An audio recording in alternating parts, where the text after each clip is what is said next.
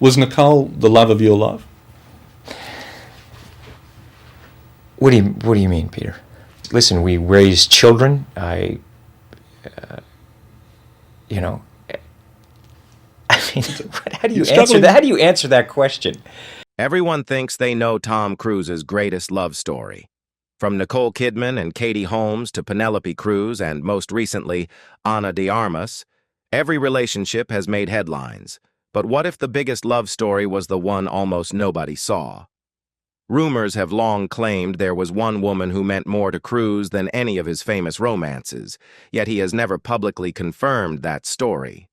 So who was the woman who stayed in his life through career highs, Scientology controversies, and years of intense public attention? Let's break out. Before Hollywood changed Tom Cruise forever. Long before Tom Cruise became one of Hollywood's biggest stars, he was simply Thomas Cruise Mapother IV, a young man trying to escape a difficult childhood. Born on July 3, 1962 in Syracuse, New York, Cruise has spoken openly about growing up in an unstable home. He later described his father, Thomas Cruise Mapother III, as a bully and a coward, while his family struggled financially and moved from place to place. By the time he turned 18, Cruise had attended nearly 15 different schools, making it difficult to build lasting friendships.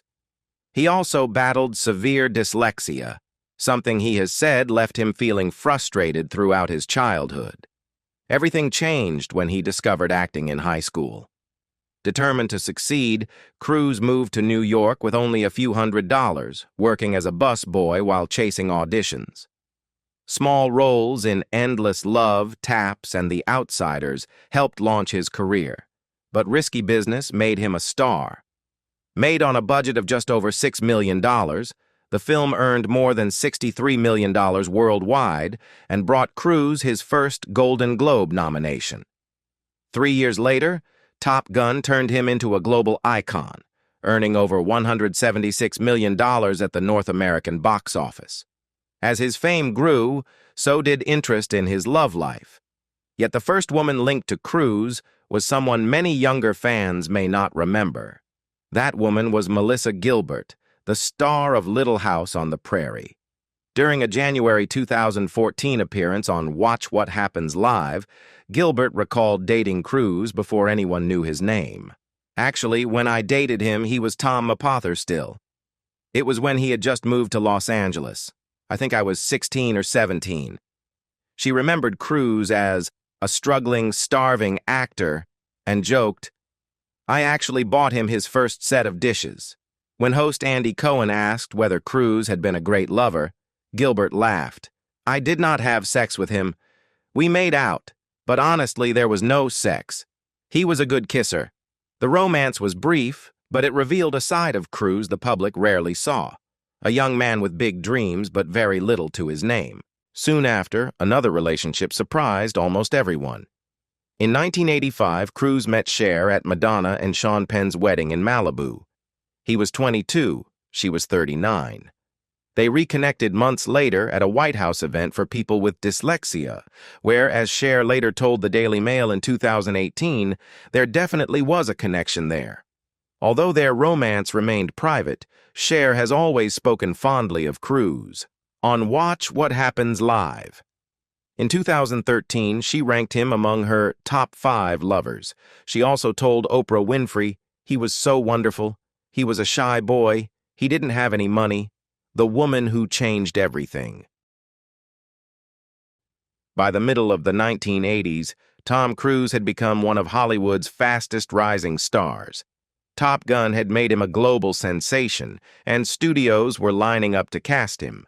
But while his career was taking off, another relationship was quietly reshaping his personal life in ways that would affect him for decades. Cruise first met actress Mimi Rogers at a dinner party in 1985. At the time, he was only beginning to experience fame, while Rogers was already an established actress. In an interview with Rolling Stone in 1986, Cruise spoke warmly about her, calling her extremely brilliant. According to Rogers, they met before Top Gun reached theaters, when Cruise was still filming The Color of Money. She later told the South Florida Sun-Sentinel, "When I saw Top Gun the first time, I knew what we were in for." The couple married in May 1987 in a small ceremony in upstate New York. Rogers later described it as very small, very private, and completely normal. For a while, Cruise appeared happier than ever. In a January 1990 interview with Rolling Stone, he said, "My wife is the most important thing in the world to me. She's my best friend. I love being with her." But almost as soon as that interview was published, everything fell apart. Later that month, Cruise and Rogers announced they were separating after nearly 3 years of marriage. In a joint statement, they explained, "While there have been very positive aspects to our marriage, there were some issues which could not be resolved even after working on them for a period of time." Their divorce was finalized in February 1990. Although neither publicly blamed the other, Rogers later admitted that living in the shadow of Cruise's growing fame became increasingly difficult. Speaking to People in 1995, she said, "You cease to be an individual. No matter what the article is, it's Tom Cruise's wife." Years later, she also dismissed constant media attention on their age difference, telling The Telegraph in 2001, every 6 months they'd add another year. The marriage itself was relatively short, but its influence lasted far longer because Rogers introduced Cruise to the Church of Scientology. Rogers had grown up around the religion through her father, Philip C. Spickler, who had been close to Scientology founder L. Ron Hubbard. After their divorce, Rogers eventually left the church, but Cruise went in the opposite direction. Over the years, Cruise repeatedly credited Scientology with helping him overcome the dyslexia that had haunted him since childhood. During a Barbara Walters interview in 1992, he publicly acknowledged his involvement. Later, while promoting Jack Reacher, Never Go Back in 2016, Cruise told ITV, "It's a beautiful religion. I'm incredibly proud." He also said Scientology's study methods helped him learn to read with confidence after years of frustration in school. As Cruise became one of Scientology's most recognizable members, the church became deeply intertwined with his public image. His close friendship with church leader David Miscavige attracted constant media attention, and former Scientology officials later claimed the organization took an active interest in Cruise's personal life. While many of those accounts remain disputed, there is little question that Scientology became a defining part of his identity. Then, only months after finalizing his divorce from Mimi Rogers, Cruise met a young Australian actress while auditioning for a racing film, Nicole Kidman, the marriage that defined an era. Tom Cruise met Nicole Kidman in 1990 while they were auditioning for Days of Thunder. At the time, Cruise was already one of Hollywood's biggest stars, while Kidman was a rising actress from Australia. Years later, she recalled her first impression to People, saying she still remembered watching Cruise pull up in a Porsche. "He got out of the car and walked through, and I was like, ah." My jaw dropped. For Cruise, the attraction was just as immediate. In a 1995 Vanity Fair interview, he admitted, "Instant lust, that's what I felt."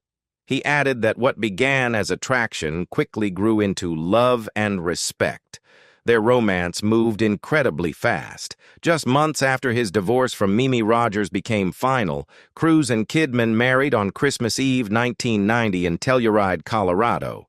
Looking back years later, Kidman admitted she had been completely swept away. "He basically swept me off my feet. I fell madly, passionately in love."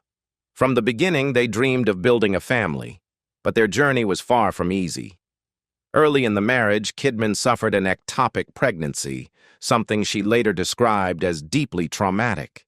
In a 2007 Marie Claire interview, she reflected, "We lost a baby early on, so that was really very traumatic. The couple eventually turned to adoption, welcoming daughter Isabella in 1992 and son Connor in 1995. For much of the 1990s, they appeared to have the perfect Hollywood family. They worked together in Far and Away before reuniting for Stanley Kubrick's Eyes Wide Shut. a production that famously lasted nearly 2 years. Kidman later revealed that Kubrick often drew from their real marriage while making the film. To escape the pressure, she and Cruise would sometimes go go-kart racing at 3 o'clock in the morning just to clear their minds. Behind the scenes, however, their relationship was becoming more complicated. As Cruise's influence within Scientology grew, Kidman's career was also taking off. After starring in To Die For, she told Vanity Fair that she realized she wanted more than simply being known as Tom Cruise's wife. "I wasn't there as Nicole. I was there as Tom's wife." Then came the shock that neither fans nor, according to Kidman, even she expected. In February 2001, Cruise filed for divorce after nearly 11 years of marriage. Kidman later told Du Jour magazine that before the breakup, "Our life together was perfect," making the split a complete shock. "It took me a very long time to heal. It was a shock to my system." Reports at the time also claimed Kidman suffered a miscarriage shortly after the separation, adding another painful chapter to an already devastating period. Even after their marriage ended, many fans continued to view Nicole Kidman as the woman who knew Tom Cruise better than anyone else. But while the public was still trying to understand their breakup, Cruise had already begun another high-profile romance: Penelope Cruz, Katie Holmes, and another heartbreak. After his divorce from Nicole Kidman, Tom Cruise focused on work. While filming Vanilla Sky, he fell for his co-star Penelope Cruz. In July 2001, Cruise's longtime publicist Pat Kingsley confirmed that the two were dating after months of speculation.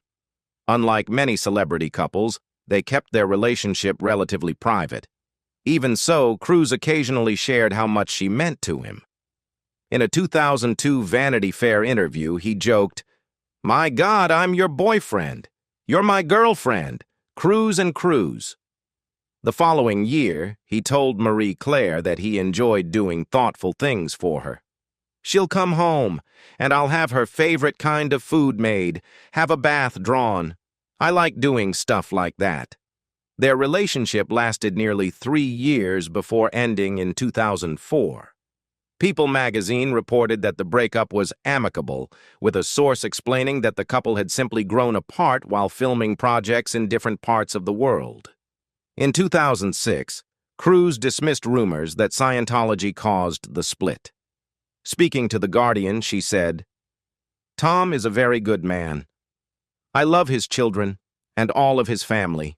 Less than a year later, Cruise surprised the world again when he began dating Katie Holmes in 2005.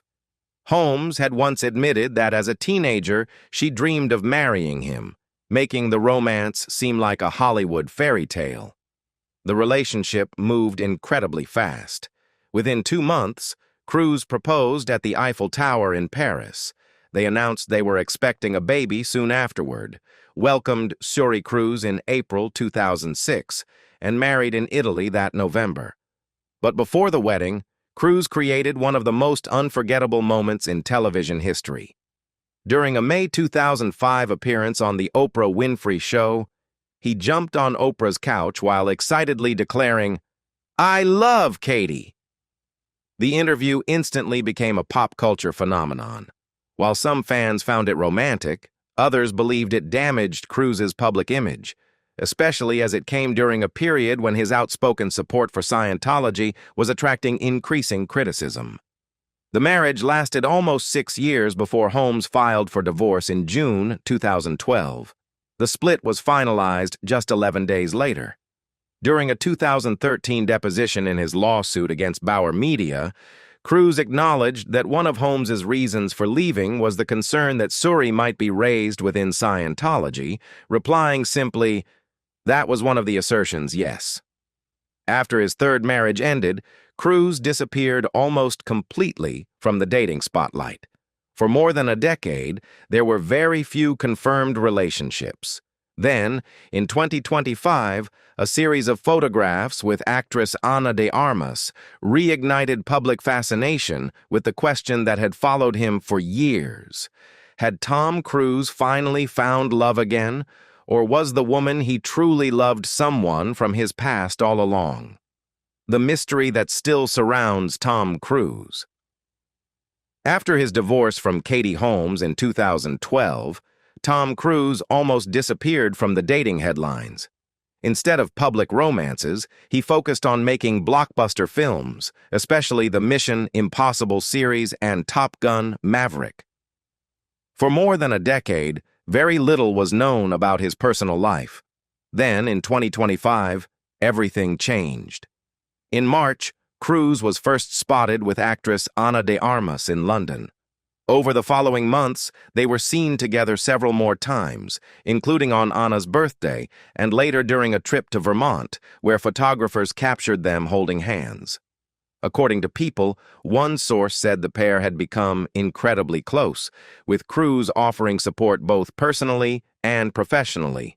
Naturally, fans believed Hollywood had found its newest power couple.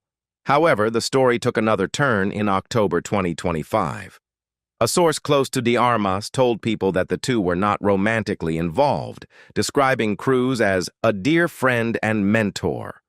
The source added that Anna was single and focused on filming their upcoming movie, Deeper. Looking back at Cruise's love life, one relationship continues to stand above the rest. His marriage to Nicole Kidman lasted nearly 11 years. They adopted 2 children and shared some of the biggest moments of their careers together. Cruise once told Vanity Fair that Nicole was the most important thing in the world to me, while Kidman admitted she had fallen madly, passionately in love. But despite countless headlines over the years, Tom Cruise has never publicly said that any woman was the love of his life. That claim remains unsupported by any verified interview or statement. Perhaps that's why his love life continues to fascinate fans. Even after decades in the spotlight, Tom Cruise has managed to keep his deepest feelings to himself, leaving the public to wonder whether his greatest love is someone we've already seen or someone we'll never truly know. Who do you think was the greatest love of Tom Cruise's life? Let us know in the comments below. And if you enjoyed this video, don't forget to like, subscribe, and turn on notifications for more Hollywood stories.